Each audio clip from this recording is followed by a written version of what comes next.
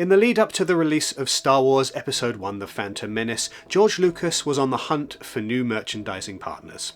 The long-term arrangement that saw Kenner Toys manufacture Star Wars action figures was at an end, and it was time for the iconic brand to receive a shake-up. When the LEGO Group was initially invited to submit a pitch for a selection of Star Wars construction toys, the possibility of such a collaboration seemed impractical. Many higher-ups within the company were opposed to the deal, and production would have to be rushed to get anything ready for the release of The Phantom Menace. 25 years later, across hundreds of sets and more than 1,300 minifigures though, LEGO Star Wars has spent a quarter of a century as one of the LEGO Group's most popular and enduring licensed product lines. It's also dramatically shaped the wider cultural image around the Star Wars brand, to the point where Star Wars and LEGO are now inseparable in the public consciousness. For many fans, LEGO Star Wars is the primary Star Wars toy, the only one that consistently matters. Now, for May the 4th, 2024, in celebration of the theme's 25th anniversary, we're turning the clock all the way back to 1998, when the idea for a LEGO Star Wars set was still just a twinkle in the eyes of kids who had spent the early 90s watching the original trilogy on VHS, a handful of forward-thinking minds in Billund, and a film studio braced for the return to a galaxy far, far away. This is a story of corporate negotiations, creative exploration, and brand synergy. This is the story of how LEGO changed Star Wars forever. While a few of us have been in the game long enough to remember the launch of LEGO Star Wars in 1999, fewer will likely know the full story behind how the LEGO Group teamed up with Lucasfilm for one of the most successful partnerships in merchandising history. The short version is that while we know the goldmine that LEGO Star Wars would eventually become, not everyone within the LEGO Group saw it that way at the time, and it didn't all come together overnight. That's partly because back in 1998, licensing was a foreign word to the LEGO Group, which, according to former LEGO America's president Peter Ayo in 2001, had been up until that point, quote, a purist company. One especially dramatic board member reportedly uttered a remark that has since gone down in legend for all the wrong reasons. "Over my dead body will you be launching Star Wars in Europe." No prizes for guessing that said board member is no longer a part of the LEGO Group.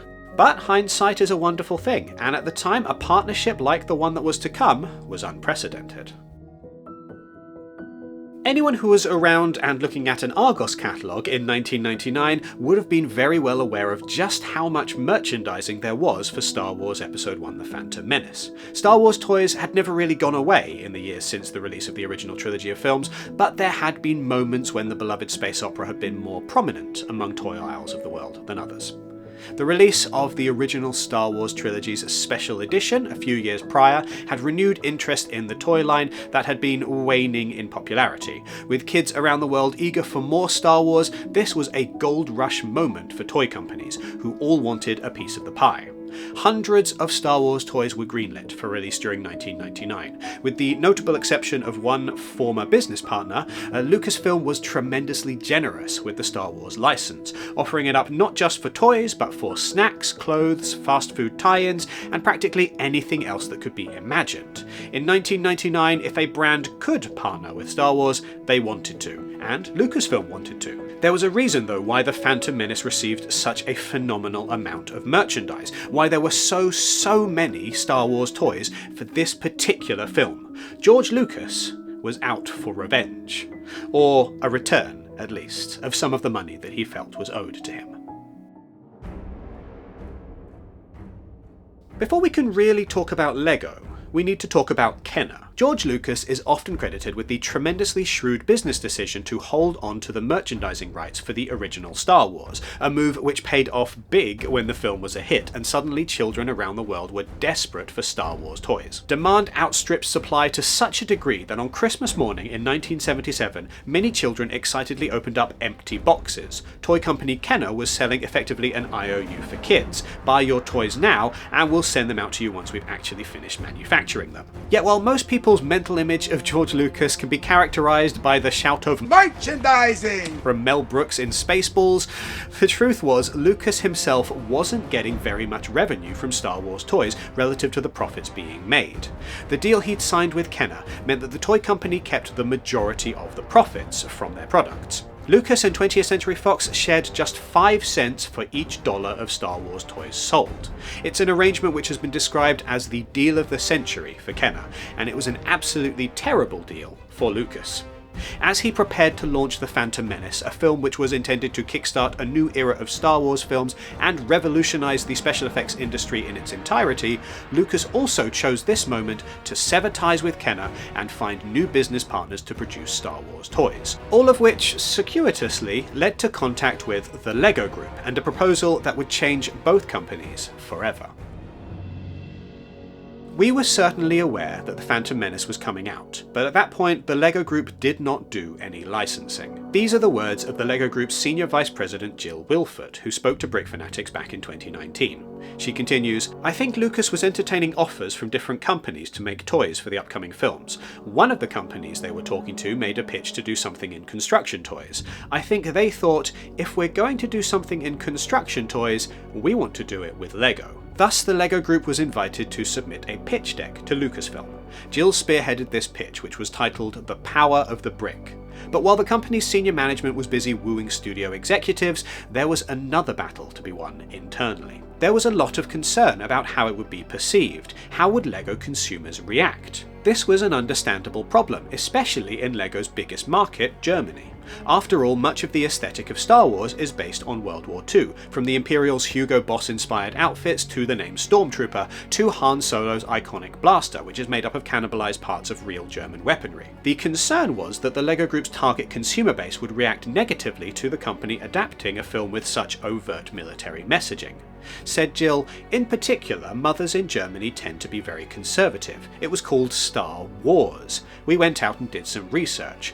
What we really heard from the German mums was that they accepted it as fantasy. They also knew that their kids were going to want to have a Star Wars experience. They wanted them to have a LEGO Star Wars experience." Together, Jill and Peter presented a united front to advocate for the partnership within the LEGO Group. Apparently, this internal struggle revolved around explaining just how big of a deal Star Wars actually was to kids at the time, and how much of a bigger deal it was likely to become with the release of the prequel trilogy. Some of it was helping them to understand the space from a pop culture perspective that Star Wars held, Jill explained. The decision ultimately came down to, who else? Company owner Kjeld Kirk Christiansen, who later in the year 2000 voiced his support for the deal. Quote, "They fit together, the Lucas storytelling and our creative products." With the higher-ups within the LEGO Group finally on board with the new partnership, it was time for the LEGO designers to do what they did best. From the sounds of it, they did not need much persuading. This was around the time that a new designer by the name of Jens Kronvold Fredriksson joined the company. He said, "One of the first things that I saw was some draft models of LEGO Star Wars, and I have to say I was totally surprised and very, very curious what that was about.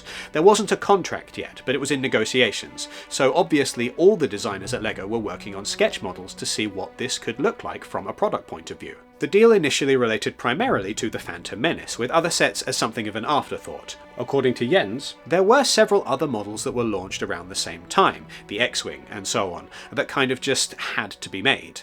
One of the struggles that weighed on the designers' minds was the issue around weaponry. While the LEGO Group's senior decision makers had been persuaded that German mothers wouldn't be too upset with the space opera in LEGO form, they still didn't want to produce overly violent LEGO elements. Said Jens, "When the first sets were made, we didn't even make implements for the blasters. It was just a megaphone turned backwards with a coloured stud on the end. It would be several years before the LEGO Group ditched the backwards megaphone for something that better resembled weapons from the Star Wars films." Jens would go on to become the creative director of the LEGO Star Wars theme, and to this day is one of the most influential voices within LEGO when it comes to all things Star Wars. This being a time before the widespread use of the internet, the LEGO Group's access to production materials for The Phantom Menace were significantly different to the kinds of behind-the-scenes resources the company receives today. There were no concerns of spoilers hitting the internet, and at a time before the digital effects revolution, which the film started itself, the look and feel of the film was set in stone far earlier than is typical for a Hollywood blockbuster in more modern times.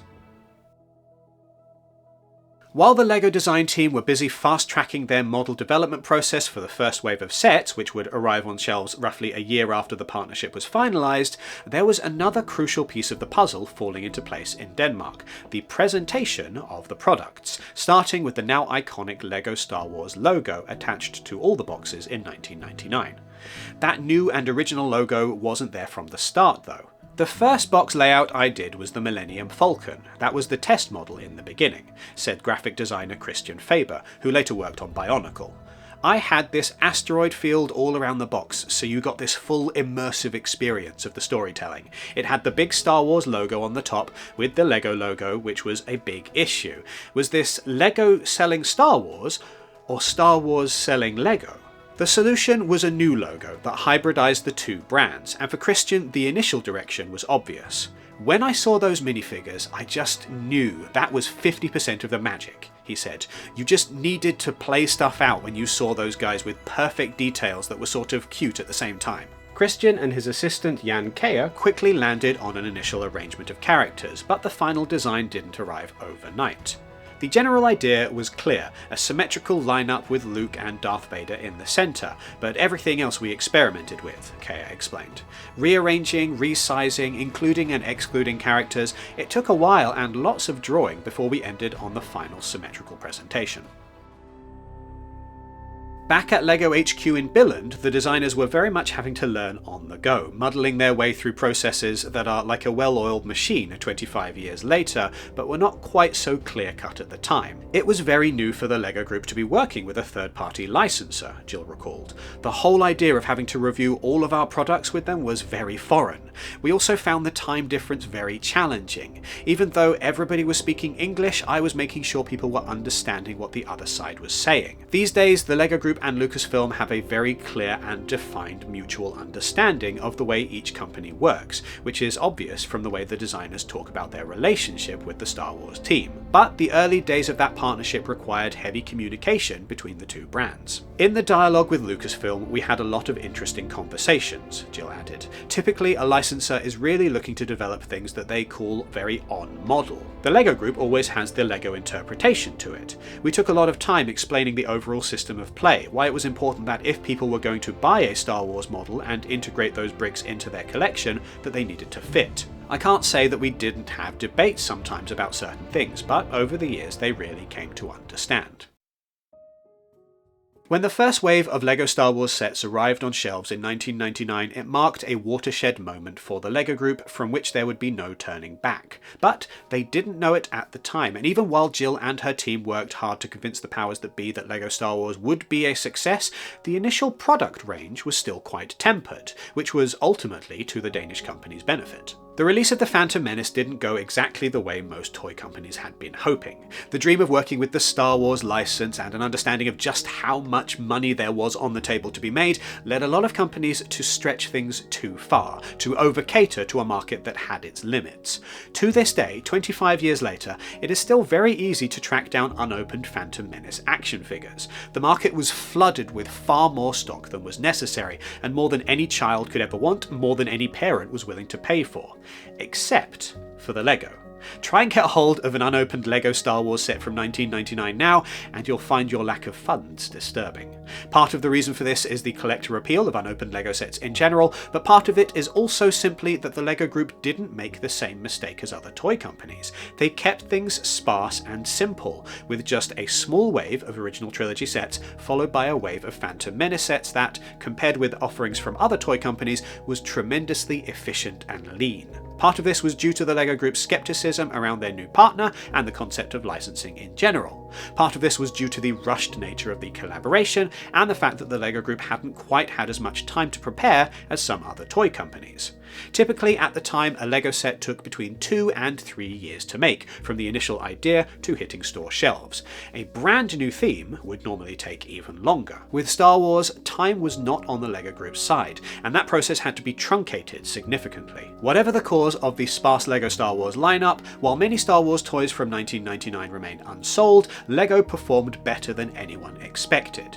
Said Jill, "There was not a lot of extra fluff in the assortment, and part of that was because we weren't sure how successful it was going to be. One of the things that worked quite well for us compared to the industry was that other toy companies went a bit overboard and there was a feeling of hangover. There was just too much. The LEGO Group had the opposite. We couldn't meet demand because relatively we had more conservative expectations."